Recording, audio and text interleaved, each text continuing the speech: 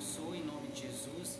Livro de Levítico, capítulo 1, versículo 1, diz assim: E chamou o Senhor Moisés e falou com ele da tenda da congregação, dizendo. Quero falar da chamada ministerial.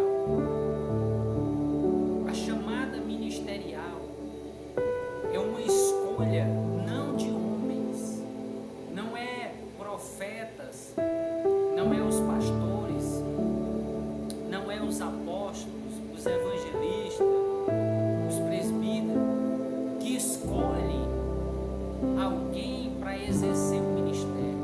Não. Quem escolhe é o próprio Deus. Deus, Ele chamou todas as pessoas que teve ministério na terra. Foi Deus que chamou. O Senhor chamou a Abraão, o Senhor chamou Moisés, o Senhor chamou Arão, o Senhor chamou Samuel, o Senhor chamou os filhos de Arão para exercer o sacerdócio. O Senhor chamou Davi, o Senhor chamou Paulo, o Senhor chamou os 12 apóstolos. Ele foi, passou a noite no monte orando e jejuando, e de manhã ele foi e escolheu os discípulos por revelação de Deus. Então, aí Deus foi chamando, chamou Mateus na coletoria, ele chamou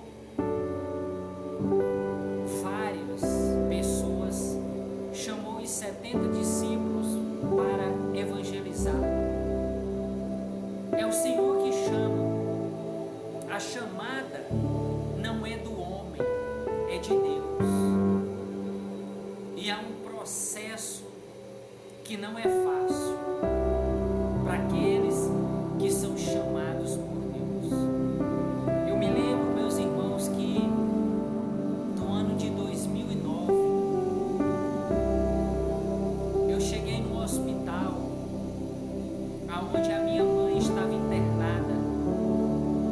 Meu irmão tinha passado a noite com ela, e de manhã minha irmã pediu para mim ir, para ele vir para casa descansar.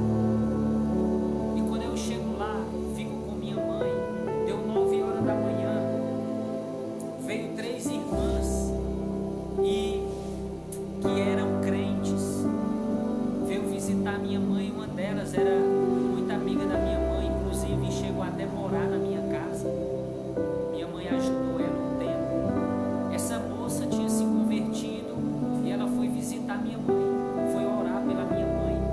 E elas começaram a orar, elas pregaram para minha mãe, elas perguntaram à minha mãe se ela aceitava Jesus. Ela disse que aceitava. E aí elas começaram a orar e elas começaram a falar em língua estranha.